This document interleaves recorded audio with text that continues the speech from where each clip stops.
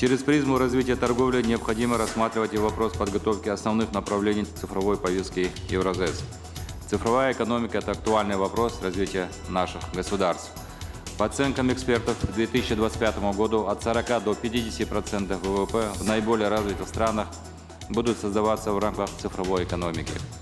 Цифровизация экономики Евразес может стать ключевым фактором роста для отраслей, по которым мы осуществляем сотрудничество.